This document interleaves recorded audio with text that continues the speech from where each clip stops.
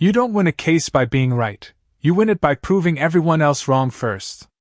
The paper hit the table with a flat, final sound, like a gavel that didn't need a courtroom. Fresh ink. County seal still sharp enough to catch the light. I could smell it, new toner, cheap office air, and something colder underneath it all. Diane Whitmore didn't sit down. She didn't need to.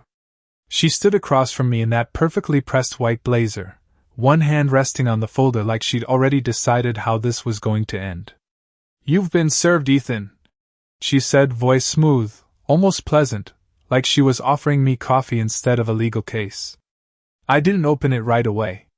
My fingers stayed on the edge of the paper, feeling the stiffness, the weight of it. Around us, the HOA office hummed softly, fluorescent lights buzzing overhead, the faint whir of an ancient AC unit struggling against the Texas heat outside. Somewhere down the hall, a copier clicked and fed another sheet through, steady, indifferent. Diane tilted her head just slightly, watching me the way people watch something they've already solved. Property damage. Interference with community infrastructure. Endangerment. She continued, each word placed carefully, like bricks in a wall she'd been building for weeks. Maybe months. I finally glanced down. My name sat there in bold print, Ethan Cole, like it didn't belong to me anymore. Like it was evidence. "You really went through with it," I said, keeping my voice even. No reaction. No satisfaction. That was the rule. Don't give them the moment they're fishing for. Her smile didn't change, but her eyes did. Just a flicker. "You forced our hand," she replied. "The community deserves accountability." The word community hung in the air like a threat. I'd heard it before. Usually right before someone decided they knew what was best for you. I leaned back slightly, the chair creaking under me, and let the silence stretch. Outside the window, I could see the edge of the drainage ditch they were talking about, the one they claimed I'd tampered with. Morning sun hit the water just right, turning it into a thin line of glare that cut across the grass. Nothing about it looked dangerous. Nothing about it looked broken. But that wasn't the point. The story had already been written. "You've got statements," Diane added, tapping the folder once. "Multiple neighbors. Documentation. Photos." There it was. The part where I was supposed to panic.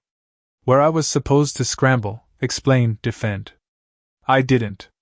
Instead, I let my eyes drift past her, through the glass door, out toward the quiet street beyond.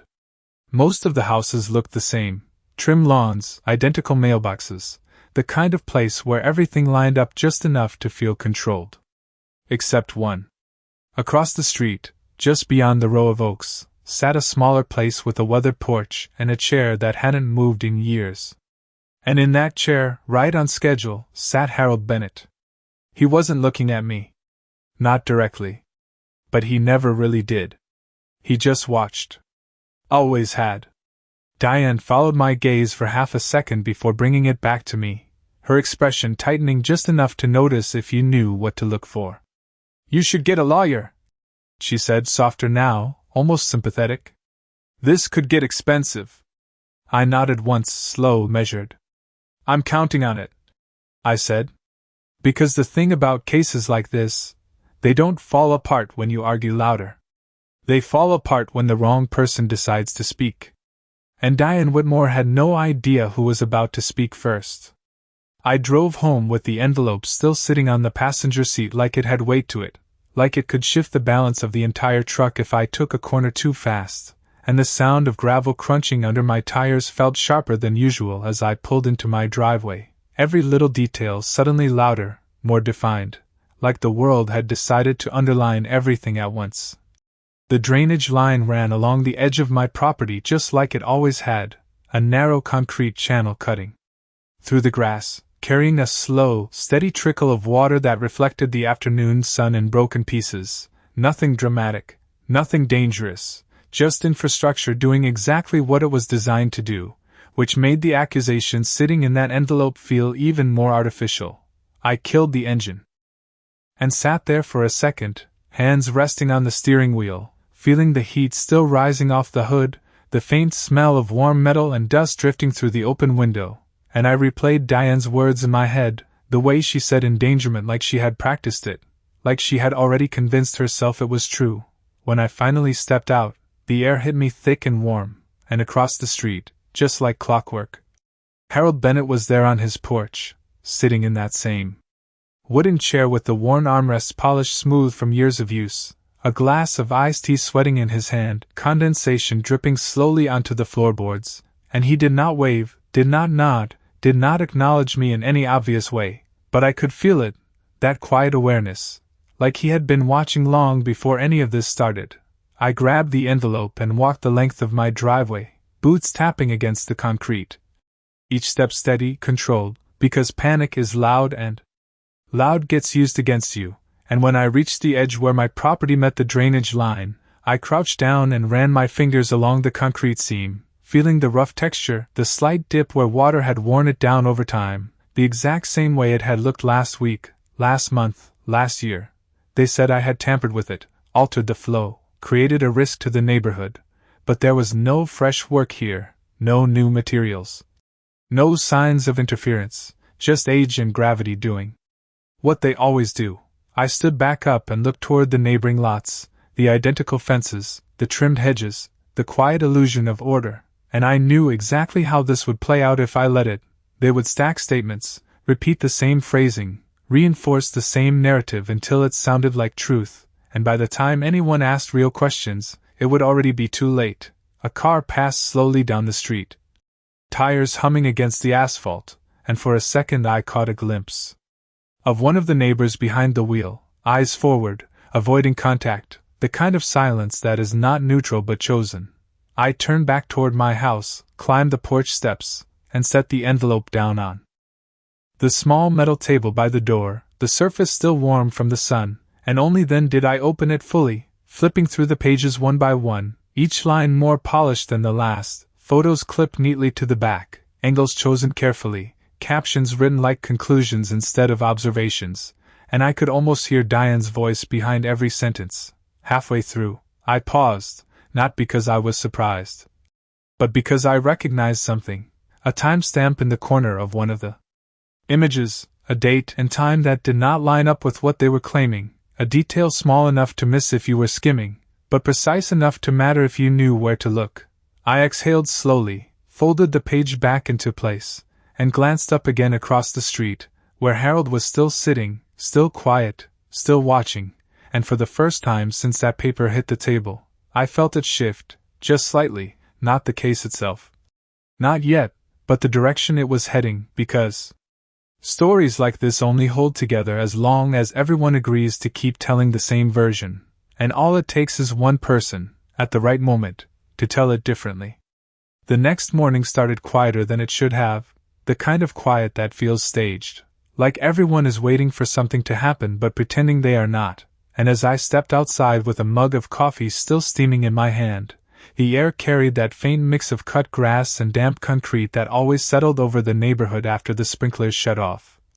And for a second it almost felt normal, until I noticed the first sign taped to the community bulletin board across the street, bright white paper, bold black letters, notice of infrastructure violation, my name printed underneath like a headline someone wanted read from a distance. I took a slow sip, letting the bitterness sit on my tongue, and watched as a couple walked past it, their conversation dropping just enough to register awareness without acknowledgement, the kind of social distance that is not about space but about alignment. And I could already see how Diane was shaping this, not just a case on paper, but a narrative in motion, something that spread quietly from mailbox to mailbox, from morning walks to evening conversations, until it became accepted fact. By the time I reached the edge of my driveway, a county-marked pickup truck had already pulled up near the drainage line, the engine idling low, a man in a reflective vest stepping out with a clipboard tucked under his arm, his boots crunching softly against the gravel as he approached, not aggressive, not confrontational, just procedural, which somehow made it feel more final. "Mr. Cole," he said, glancing down at his notes before looking up at me, his expression neutral, practiced. "We are here to verify a complaint regarding unauthorized modification to a shared water management structure." The words rolled out like they had been used 100 times before, stripped of any personal meaning. I nodded once, keeping my tone steady. "You will not find anything new," I said, and he gave a small, non-committal shrug, the kind that says he is not here to decide, only to record. He walked the length of the channel slowly, pausing every few feet, jotting something down, snapping photos with a handheld device that beeped softly with each capture, and I watched the process unfold with a strange sense of detachment, like I was observing a system run its course rather than being part of it, because the details mattered, not the conclusions, and I knew Diane was counting on the opposite, across the street. Harold was already on his porch again, same chair, same glass, same stillness, but this time there was something different in the way he leaned forward just slightly, elbows resting on his knees, not relaxed, not passive, more like someone timing something out, and when the inspector reached the midpoint of the channel, right where the slope changed by a fraction most people would never notice, Harold shifted, just enough for the wood beneath him to creak faintly.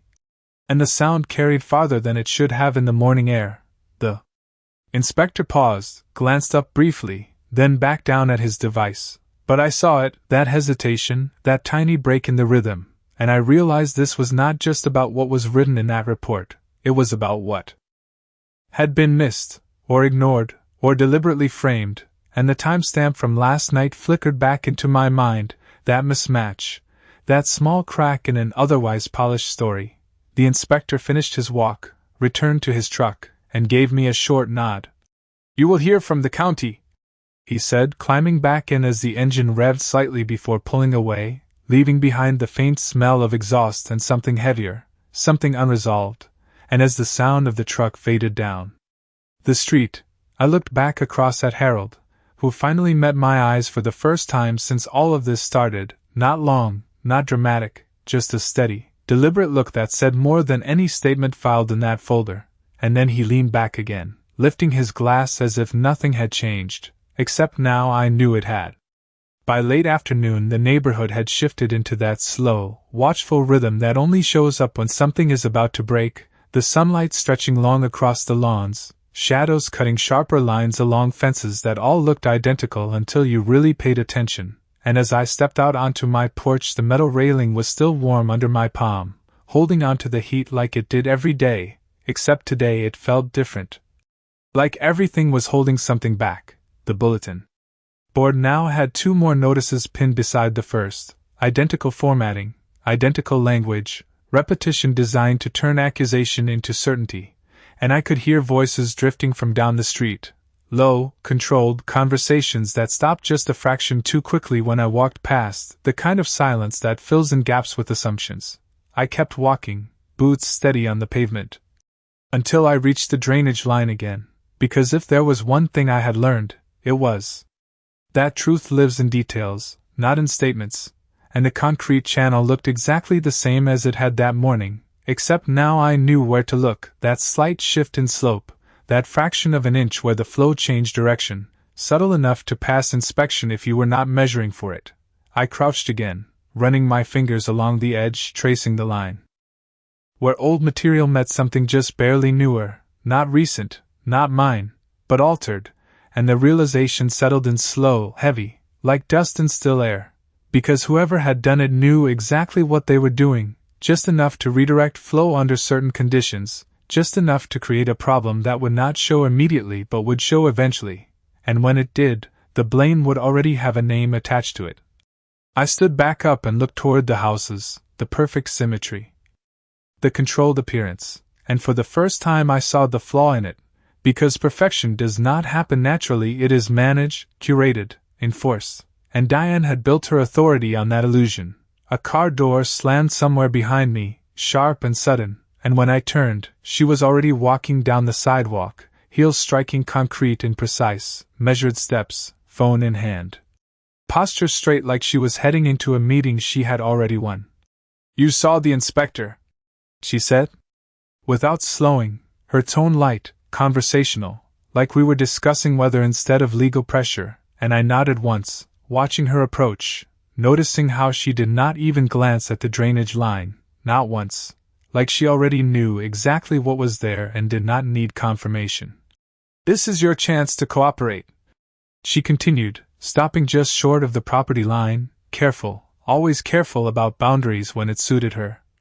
Accept responsibility, make the necessary corrections, and we can resolve this without further escalation. The words sounded reasonable, almost helpful, but the timing was wrong, too early, too confident, like she was offering a solution to a problem that had not fully materialized yet. I let a second pass before answering, letting the quiet stretch just enough to make her wait. You already decided what happened, I said, keeping my voice level, and for a moment her smile tightened, just slightly, barely visible unless you were looking for it. The evidence will speak for itself, she replied, and there it was again, that certainty, that reliance on a narrative that only works if no one challenges the foundation. Across the street, the faint creak of wood echoed again, Harold shifting in his chair, and this time Diane's eyes flicked in that direction for just a fraction of a second before snapping back to me, quick, controlled, but not invisible.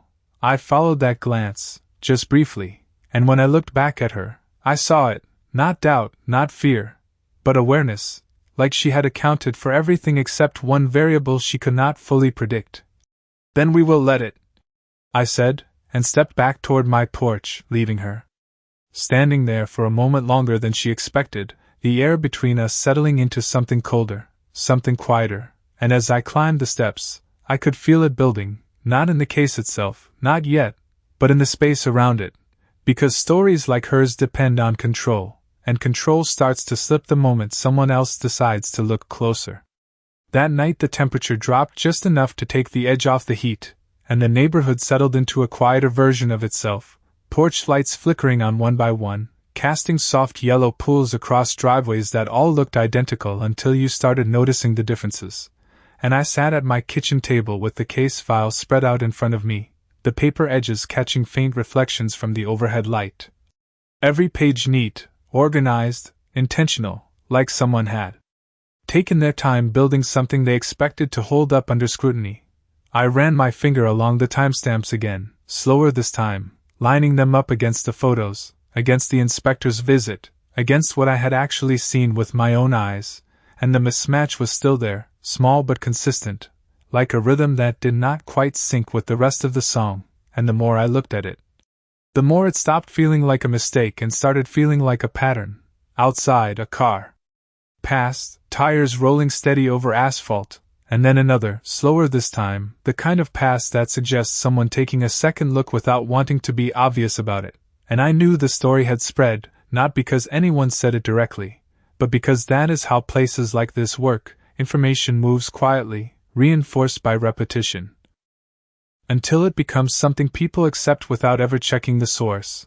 I pushed the papers aside and stepped out onto the back porch, the wood cool under my feet now, the faint scent of cut grass still lingering in the air, and from here I could see the drainage line at a different angle, the way it curved slightly near the midpoint, the exact spot where the slope shifted, where that subtle alteration existed. And under the dim light it was easier to notice the difference in texture, the way the surface caught shadows just a little differently, not enough for a casual glance, but enough for someone who knew what they were looking for. I crouched down again, this time with a small flashlight in hand, the beam cutting a narrow line across the concrete, revealing edges, seams, variations that daylight softened, and there it was again, that transition line, older material worn smooth over time meeting something just slightly sharper. Less weathered, but not recent, not new. Something that had been there long enough to blend in unless you were specifically searching for it. I leaned closer, angling the light, and noticed something else. Faint scoring marks along the edge, not natural erosion, not random wear, but deliberate, controlled, like someone had adjusted the surface with precision tools, just enough to change flow direction under pressure conditions, something that would only matter during heavier rainfall. Something that would create a problem later, not immediately. I straightened up slowly, the realization settling in with a quiet weight, because this was not about fixing anything. This was about creating a future failure point and assigning responsibility ahead of time, and Diane's confidence suddenly made more sense, the timing, the documentation, the narrative already prepared before the problem had even fully surfaced. a faint creak echoed from across the street. And I glanced up to see Harold again, still on his porch, even at this hour. The dim light behind him outlining his silhouette, his posture unchanged except for one thing, a small object now resting on the table beside him, something rectangular, something reflective, and when the light caught it just right, I recognized the shape, a camera, older, not flashy, but positioned with purpose, angled toward the street, toward the drainage line, toward everything that mattered. I held that image for a second, then looked back down at the concrete, at the altered slope, at the quiet evidence sitting in plain sight, and for the first time since Diane placed that paper in front of me, the weight shifted, not gone, not resolved, but balanced differently, because whatever story she had built, it was built on the assumption that no one else had been paying attention, and that assumption was about to cost her. Morning came with a thin layer of fog hanging low over the grass, the kind that softens edges and makes everything look quieter than it really is, and I stepped outside just as the first sprinkler systems clicked off one by one, leaving behind that steady ticking sound and the faint smell of wet concrete rising into the air, and for a moment it almost felt like the neighborhood had reset overnight, like nothing had happened. Until I saw the orange tag tied to the small metal post near the drainage line, bright, deliberate, impossible to ignore. I walked toward it slowly, boots damp against the grass, and read the printed notice clipped beneath it, temporary review zone, county pending action, more official language layered onto the same narrative, reinforcing it, making it harder to question by the hour, and I could already see what Diane was doing, not rushing, not forcing. Just letting the system stack its own weight on top of me. I crouched down again, not to check the concrete this time, but to look at the placement of the marker itself, the angle, the distance from the slope change, and it was off, just slightly, positioned where the altered flow would appear most obvious under inspection conditions, not where the actual transition line existed, and that told me something important. Whoever placed this marker knew exactly where to guide attention and where to avoid it. I stood up and scanned the street, noticing how more curtains were slightly parted now, how more movement existed behind windows without anyone stepping outside observation. Without involvement, and across the street Harold was already there again, same chair, same quiet presence, but the camera was no longer resting on the table, it was mounted now, fixed, angled precisely toward the drainage line and the marker, and the small red indicator light blinked once, steady, recording. I crossed the street this time, not quickly, not dramatically, just a normal walk. The kind that does not attract attention, and when I reached his porch, the wood creaked under my weight. A low, familiar sound that seemed louder in the still air, and Harold did not look up immediately, just took another slow sip of his iced tea before setting the glass down with a soft tap. "You always record this early?" I asked, keeping my tone casual, like we were talking about weather patterns instead of legal strategy, and he finally glanced at me, eyes sharp despite the age in his face, the kind of look that measures before it answers. "I record when things start happening before they are supposed to," he said, voice low, steady, no hesitation, and that was enough to confirm what I already suspected. This was not new to him, not the pattern, not the timing, not the way small changes get introduced before a larger problem is declared. I nodded once, looking back toward the drainage line, toward the marker, toward the place where the story was being staged in real time. "They are building it early," I said, more to myself than to him, and he gave a small, almost invisible nod in return, like he had been waiting for me to reach that conclusion on my own. "Most people do not notice until it is already finished," he added, and there was something in the way he said it that carried weight, not just observation but experience, and I realized then that whatever role he was about to play, it was not accidental, it was informed, deliberate, timed. A car turned into the street, tires rolling slow, and for a brief second the sunlight broke through the thinning fog, hitting the camera lens just right, sending a sharp reflection across the drainage line, across the marker, across everything Diane was trying to control. And I could feel it shifting again, not loudly, not dramatically, but enough, because control only works when no one else is documenting the truth at the same time, and now, finally, someone was. The hearing was scheduled 3 days later, and the notice came through just after noon, printed clean, stamped official, the kind of document that does not raise its voice because it does not need to, and I stood in my kitchen holding it while the hum of the refrigerator filled the silence, steady and mechanical, the only thing in the room that was not part of the story unfolding around me. Outside, the neighborhood moved like it always did. Slow traffic, distant lawn equipment, the occasional bark of a dog carried on warm air, but underneath it there was a different rhythm now, something tighter, more focused, like everything was aligning toward a single moment. By the time I stepped out onto the porch, Diane was already 2 houses down, walking with purpose, clipboard in hand this time, not even pretending it was casual anymore, stopping briefly at each house, exchanging a few words, a nod, a signature.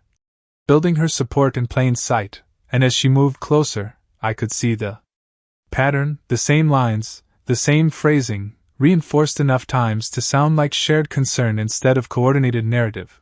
I did not call out to her, did not interrupt, because the more she moved, the more visible it became, and across the street Harold's camera tracked everything without moving, fixed in place, quiet, recording each step, each stop, each interaction with a precision that did not need commentary. When Diane reached my property line, she paused, just long enough to let the moment register, then looked up at me with that same controlled expression, but there was something else underneath it now, something sharper, something that recognized the timeline had tightened. "We will see how this plays out," she said, her tone measured, confident, and I nodded once, because there was nothing to argue anymore, not here, not like this, and she moved on, continuing down the street, the rhythm unbroken. That afternoon, the county posted the final notice at the drainage line, a larger marker this time, reinforced with metal stakes, bright enough to draw attention from anyone passing by, and I watched as 2 more inspectors arrived, this time with measuring equipment, tripods, levels, devices that clicked and beeped softly as they set them up along the channel, each movement deliberate, each measurement recorded, and I could feel the weight of it building, not just against me, but around the entire situation, because once systems like this start moving, they do not stop easily. I stood back, hands in my pockets, letting them do their work, because interference would only feed the narrative, and instead I focused on the details, where they placed their markers, how they aligned their measurements, which sections they emphasized and which they passed over, and it matched exactly what I had already seen, attention guided toward the altered slope, away from the original transition line, confirmation built on positioning rather than truth. The sun dropped lower, casting long shadows across the concrete, and as the inspectors packed up their equipment, one of them paused briefly, glancing toward Harold's porch, toward the camera, and for a second his posture shifted, subtle, almost imperceptible, but enough to break the rhythm, and then he turned back, finishing his work without comment. As the trucks pulled away, leaving behind the quiet hum of cooling engines and the faint smell of exhaust, I walked to the edge of the drainage line one more time. Not to check anything new, but to stand in the space where everything was being decided, and across the street Harold leaned forward slightly, adjusting the angle of the camera by just a fraction, aligning it with the markers, the slope, the exact point where the story would either hold or collapse. I looked back at the notices, the markers, the carefully constructed case, and then at the steady red light on that camera, blinking, recording, patient. And for the first time since this started, I did not feel like I was waiting for the outcome. Because the outcome had already started forming, not in the paperwork, not in the statements, but in the one place Diane could not control, the record of what actually happened. The morning of the hearing carried a different kind of weight, not heavy, not loud, just precise, like everything had been measured and set into place ahead of time, and as I walked into the county building the air inside felt colder than it should have, conditioned, controlled, the faint smell of paper and polished floors replacing the open air I had gotten used to, and every step echoed just slightly under the high ceiling. A reminder that this was where narratives got formalized into outcomes. Diane was already there, of course, seated near the front with her folder open, pages aligned perfectly, tabs marked, everything arranged in a way that signaled confidence without needing to say it out loud, and when she looked up at me, that same composed expression was waiting, like she had already seen how this would end. I took my seat without a word, placing my own file on the table in front of me, thinner, less structured, but grounded in something that did not need as much arrangement, and for a moment the room settled into a quiet that felt almost staged, the low hum of overhead lights, the faint shuffle of papers from other cases being processed somewhere down the hall. The hearing officer entered without ceremony, took his seat, and began with the standard introductions, voice steady, neutral, the kind of tone that does not lean in either direction until something forces it to, and Diane was the first to speak, just like she had planned. Her voice clear, controlled, laying out the timeline, the complaints, the inspections, each point supported by the documents she had built piece by piece, and I watched as she moved through it, not rushing, not hesitating, reinforcing the same structure she had been constructing in the neighborhood, now translated into official language. She referenced the marker placement, the inspection findings, the photographic evidence, each detail positioned to guide attention exactly where she wanted it. And for a moment it worked, the narrative held together. Complete, convincing, the kind of case that looks solid when no one challenges its foundation. When she finished, the officer nodded slightly and turned to me, giving me the space to respond, and I did not speak. Immediately, I let the silence sit, just long enough for the weight of her presentation to settle in the room, because timing matters more than volume in places like this. Before I respond, I said finally, keeping my voice even, there is additional documentation that has not been reviewed. And I did not reach for my own file, did not present anything yet, because that was not where this was coming from. There was a brief pause, a shift in the room, small but noticeable, and then a voice. From behind us, calm, steady, unmistakably clear. That would be mine. And the sound of a chair moving carried across the floor as Harold Bennett stood up, not rushed, not hesitant, just deliberate, and for the first time since this started, Diane's posture changed, not dramatically, not enough for anyone not paying attention, but enough. Harold stepped forward with a small case in his hand, setting it down on the table with a soft click, opening it to reveal a series of neatly labeled storage drives, each one marked with dates, times, and angles, and the room shifted again, this time more noticeably, because this was not part of the script. I record the street, he said simply, his voice carrying the kind of authority that does not need titles to be recognized. Every morning, every afternoon for years. And he glanced briefly at the hearing officer before continuing. Including the days before and after the alterations being discussed. And as he spoke, the structure Diane had built did not collapse all at once, it did something quieter, something more precise. It started to lose alignment, piece by piece, as the one element she had not accounted for entered the record, not as opinion, not as interpretation, but as something far harder to dismiss, a continuous, time-stamped account of what actually happened, and for the first time since that paper hit the table, the case was no longer hers to control. The room did not get louder when the footage started playing, it got quieter, the kind of quiet that pulls attention in instead of pushing it away, and the screen at the front flickered once before settling into a clear, steady image of the same street I had been standing on. For days, the same drainage line, the same angle Harold's camera had been holding without interruption, and the timestamp in the corner ticked forward with mechanical precision, second by second, no gaps, no edits, just continuity. The first segment showed nothing unusual, morning light stretching across the concrete, a few cars passing, the normal rhythm of a neighborhood waking up, and then, as the footage moved forward, a truck entered the frame, not marked, not official, pulling up near the exact section Diane had centered her case around, and I felt the shift before anyone said a word, because this was the piece that had been missing from every document she presented. The man who stepped out moved with purpose, tools already in hand, no hesitation, no survey, just action, and as he knelt by the channel, the camera caught everything, the angle of his hands, the placement of the tool, the subtle grinding motion that created that slight alteration in the slope, the exact change I had traced with my fingers days earlier, and the timestamp placed it clearly, days before the first complaint was ever filed.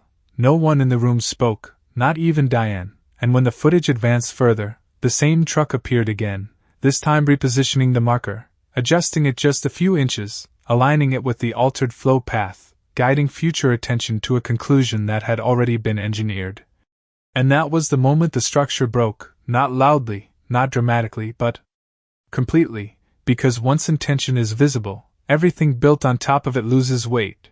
The hearing officer leaned forward slightly, eyes fixed on the screen, then down at the documents in front of him, then back to the screen again, comparing, aligning, recalculating, and I could see it happening in real time, the narrative Diane had constructed being measured against something that did not depend on interpretation. She tried to speak once, just a brief attempt to regain control, but the words did not land, not because they were wrong, but because they no longer had a place to attach themselves, and she stopped, closing her folder slowly, the same careful movement she had started with.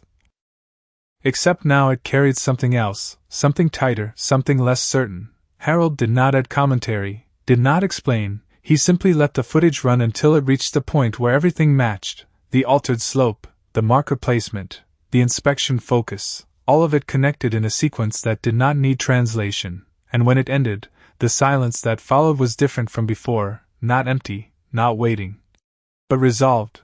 The officer cleared his throat softly, the sound carrying just enough to reset the room, and when he spoke, his voice remained neutral, but the direction had changed, the language precise, focused on the discrepancy between documented claims and recorded actions, on the timing, on the placement, on the elements that could no longer be aligned with Diane's version of events. And just like that, the weight shifted completely. I did not say anything, did not need to. Because this was never about arguing louder, it was about letting the right moment arrive with the right evidence, and as I gathered my papers, the same ones that had felt heavy days earlier, they felt different now, lighter, not because anything had been added, but because something had been revealed. Outside, the air felt warmer than it had that morning, the sunlight sharper against the pavement, and as I stepped out of the building, I could hear the distant hum of traffic, steady, unchanged. Like the world had not paused for any of this, and across the street, in my mind, I could still see that camera, fixed, patient, recording without bias, without agenda, just capturing what was there, and I realized something simple, something that does not get said out loud often enough, that control is only as strong as the silence around it, and the moment someone speaks with proof, it stops being control at all.